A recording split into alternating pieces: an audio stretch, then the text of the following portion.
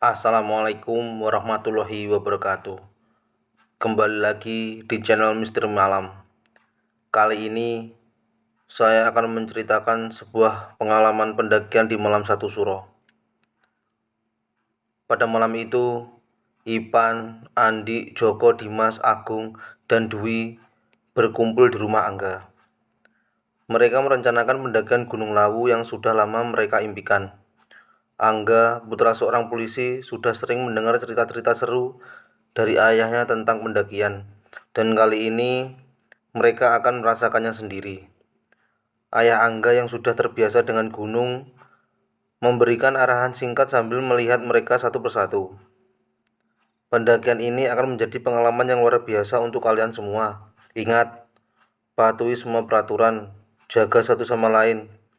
Ini bukan hanya petualangan, tapi pengalaman yang bisa kalian ceritakan pada anak cucumu kelak. Malam itu sesuai rencana, mereka berangkat dari rumah Angga dan menuju pos polisi Sarangan, tempat seorang teman dari ayah Angga yang bertugas malam itu, yang akan menampung mereka. Ayah Angga menitipkan anaknya dan teman-temannya kepada penjaga pos, sambil bercanda sedikit. Titip anak-anak ya, besok pagi mereka mau naik ke Gunung Lawu. Biar ini menjadi latihan buat mereka. Siap dan, jawab penjaga pos, seorang pria berkumis tebal dengan suara serak namun ramah. Mereka tidur di pos polisi malam itu, bercampur antara antusiasme dan sedikit kecemasan. Keesokan harinya, selepas matahari terbit, mereka bergegas menuju Semerosewu dengan menumpang mobil sayur yang lewat. Udara dingin mulai menusuk kulit, namun semangat mereka tetap tinggi. Mereka sudah mempersiapkan diri dengan matang, membawa peralatan dan bekal secukupnya. Ketika mereka tiba di gerbang pendakian Semerosewu, petugas di sana tampak khawatir. Kalian yakin mau naik sekarang? Ini malam satu suro. Biasanya kami larang pendaki naik di hari seperti ini. Gunung Lawu bisa-bisa tak terduga. Namun, semangat mereka sudah bulat. Meskipun sudah diperingatkan berkali-kali oleh petugas, mereka tetap kekeh ingin mendaki. Kami sudah menyiapkan semuanya, Pak. Lagi pula kan banyak yang bilang itu cuma mitos, ujar Ipan dengan percaya diri. Petugas akhirnya membiarkan mereka naik dengan berat hati, meski berkali-kali mengingatkan akan berhati-hati. Pada awalnya pendakian berlangsung lancar. Mereka melewati pos 1 dan pos 2 tanpa ada masalah. Semangat petualangan mengalahkan rasa takut mereka. Mereka bercanda dan saling menyemangati sambil mendaki. Namun, saat mereka mencapai pos 3, segalanya mulai berubah. Dwi yang sebelumnya tampak sehat dan bersemangat, tiba-tiba merasa mual. Aduh, perutku sakit, katanya dengan suara lemah sambil menahan muntah.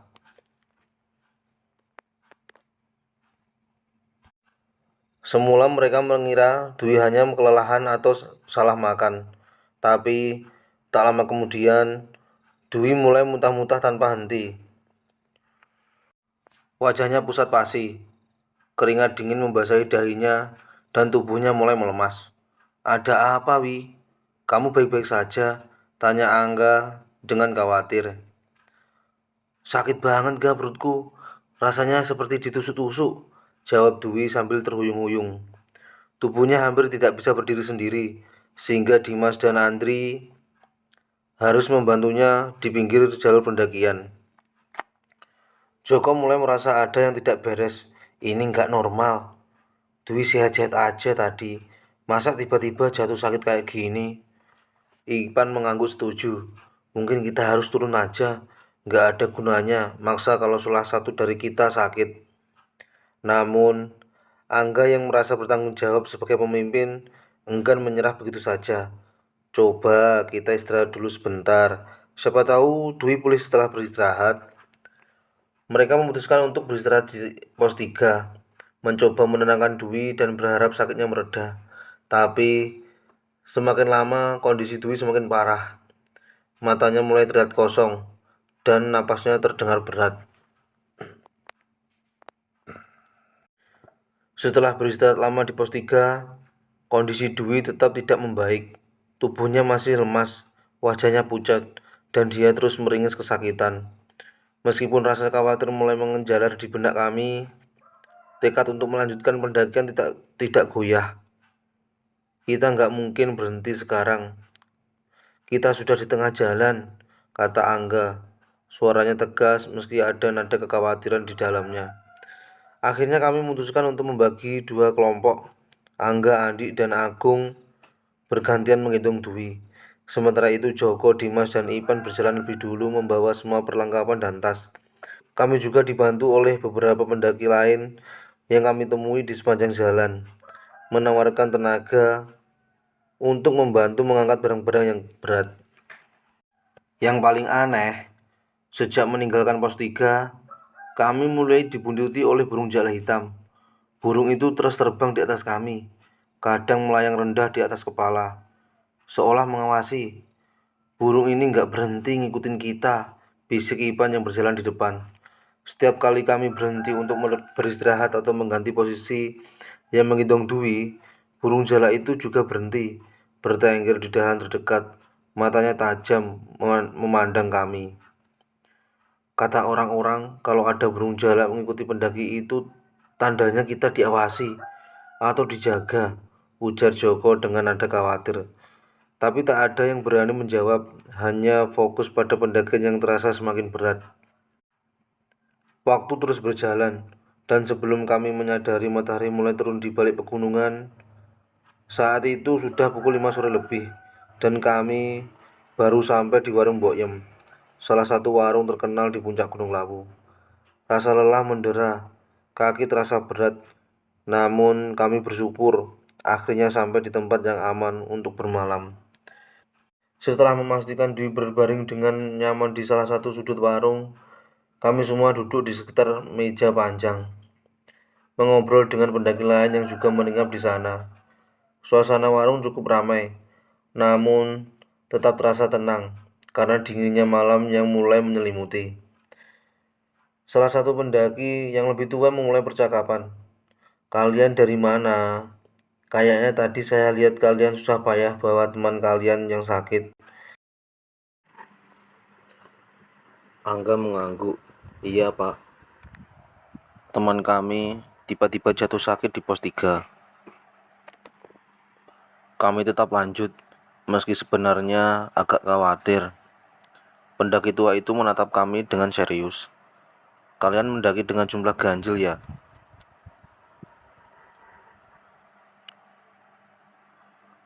Kami semua saling pandang, bingung. Joko mengangguk ragu. Iya pak, ada 7 orang. Pendaki tua itu tersenyum tipis, namun nadanya berubah sedikit serius. Percaya nggak percaya, kalau mendaki dengan jumlah ganjil, terutama di malam-malam tertentu seperti satu suro ini, sering ada hal-hal aneh yang terjadi. Gunung ini punya banyak cerita, dan kita harus menghormati itu. Semua mendadak hening. Kami merasa semakin gelisah mendengar ucapan itu.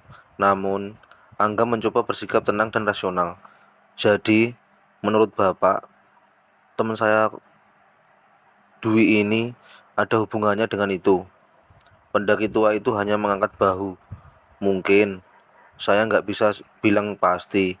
Tapi, selama bertahun-tahun mendaki di Lawu, saya sudah dengar banyak cerita serupa. Yang penting jangan pernah menyepelekan tanda-tanda yang kalian alami. Malam itu terasa panjang. Meskipun tubuh kami lelah, pikiran kami dipenuhi berbagai kekhawatiran. Suara angin yang berhembus di luar warung terdengar seperti bisikan. Dan burung jalak yang tadi mengikuti kami masih bertengger di atap. Suaranya kadang-kadang terdengar di sela-sela keheningan. Kondisi Dwi tetap lemas, dan kami akhirnya sepakat untuk melanjutkan pendakian ke puncak esok hari tanpa dirinya. Kami memutuskan membiarkan Dwi beristirahat di warung Mbok Yem bersama beberapa pendaki lain yang akan turun lebih awal. Aku nggak apa-apa, kalian lanjut aja, kata Dwi, lemah tapi tersenyum kecil. Meski jelas bahwa dia masih sangat lemah. Keesokan paginya, setelah memastikan Dwi dalam pengawasan para pendaki yang ramah, kami berenam melanjutkan perjalanan menuju puncak Gunung Lawu. Meskipun pagi itu cuaca cerah, hati kami tetap dibayangi rasa tidak nyaman.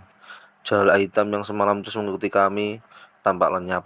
tetapi kehadirannya masih terasa di balik ingatan kami. Setelah mencapai puncak Gunung Lawu Argotumilah, kami berenam merasa lega. Puncak itu megah dan pemandangan yang terhampar di hadapan kami membuat segala perjuangan terasa terbayar lunas. Namun, meskipun fisik kami berada di atas puncak tertinggi, pikiran kami masih diselimuti bayangan peristiwa aneh yang terjadi selama pendakian. Terutama kondisi Dwi yang tiba-tiba lemas dan semua keanehan yang kami alami sejak pos 3. Kami tidak berlama-lama di puncak karena perasaan tak nyaman masih menggantung. Setelah berfoto dan menikmati sejenak keindahan alam, kami memutuskan untuk segera turun kembali ke warung Mbok Yem, tempat Dwi kami tinggalkan. Perjalanan turun terasa lebih ringan, dan suasana pagi itu lebih cerah dibandingkan hari sebelumnya. Meskipun demikian, kami tetap waspada, takut ada kejadian lain yang mungkin muncul. Ketika akhirnya kami tiba kembali di warung Mbok Yem, kami terkejut melihat Dwi. Dia duduk di kursi dekat pintu dengan wajah segar dan tersenyum seperti tidak pernah mengalami apa-apa. Tidak ada tanda-tanda kelelahan atau sakit yang kemarin melumpuhkannya. Andi yang paling spontan langsung bercanda begitu melihat kondisi Dwi. Eleng gak wi? Wingi awakmu tak gendong karo Cacah. Sakit sampai pucet begitu. Sekarang malah seger bugar, katanya sambil tertawa. Dwi hanya membalas dengan senyum, tampak bingung sejenak sebelum menjawab. Mosok aku wingi sampai lemes gitu, rasanya kayak nggak ada apa-apa. Dia tampak serius, seolah-olah benar-benar tidak ingat kejadian kemarin. Kami semua saling pandang, heran. Bagaimana mungkin Dwi yang kemarin sampai harus digendong karena tak mampu berjalan, tiba-tiba pulih total dan bahkan tidak mengingat rasa sakitnya. Serius wi, kamu benar nggak ingat apa-apa? Tanya Joko masih tak percaya. Dwi mengangguk. Aku cuma ingat kita sampai di pos 3. Terus tiba-tiba rasanya perutku sakit banget. Habis itu aku nggak ingat apa-apa lagi. Meskipun merasa aneh, kami memilih untuk tidak memperpanjang perdebatan. Kami semua terlalu lelah dan ingin segera turun dari gunung. Setelah memastikan semua perlengkapan siap, kami berkemas dan bersiap untuk perjalanan pulang. Turun dari warung Mbok yang menuju Cemorosewu, perjalanan berjalan lancar. Tidak ada lagi kejadian aneh seperti yang kami alami kemarin. Burung jalak yang semalam membuntuti kami juga menghilang, dan kabut yang biasanya tebal di jalur pendakian pagi itu sedikit lebih tipis, memungkinkan kami berjalan dengan lebih cepat dan mudah. Kami semua merasa lega, terutama setelah sampai di Cemorosewu tanpa gangguan. Setelah melaporkan kepulangan kami kepada petugas, kami duduk beristirahat sambil menikmati teh hangat di warung dekat gerbang pendakian. Aku masih nggak percaya kita ngalami hal kayak gitu di gunung ini, kata Angga sambil meregangkan otot-ototnya yang tegang. Ya, yang penting kita semua selamat, balas Dimas sambil menepuk bahu Angga. Dan yang paling penting, Dwi udah sehat. Dwi yang duduk di samping kami tertawa kecil. Entah kenapa aku nggak merasa pernah sakit. Tapi kalau kalian bilang aku sampai digendong, ya aku percaya aja. Percaya nggak percaya, yang jelas kita nggak akan lupa pengalaman ini, kata Joko sambil melirik ke arah kami semua. Mungkin ini semacam peringatan buat kita, biar lebih berhati-hati kalau mendaki lagi, apalagi jumlah ganjil. Meskipun perbincangan berakhir dengan tawa dan canda, dalam hati kami tahu bahwa pengalaman di Gunung Lawu itu akan selalu menjadi kenangan yang tak terlupakan. Pendakian ini bukan hanya soal fisik, tapi juga soal sesuatu yang lebih dalam, misteri, keanehan, dan keajaiban yang tak bisa dijelaskan dengan kata-kata. Ketika kami akhirnya berpisah untuk pulang ke rumahnya masing-masing, kami semua membawa pulang cerita yang akan terus kami ingat, dan mungkin suatu hari akan kami ceritakan, seperti yang disarankan Ayah Angga sebelum kami berangkat. Cerita tentang petualangan, ketakutan, dan persahabatan yang suci di Gunung Lawu pada malam satu suro yang penuh dengan hal-hal tak terduga. Kami sadar bahwa Gunung Lawu bukan hanya sekedar gunung yang megah, tapi juga menyimpan misteri yang tak semua orang bisa pahami.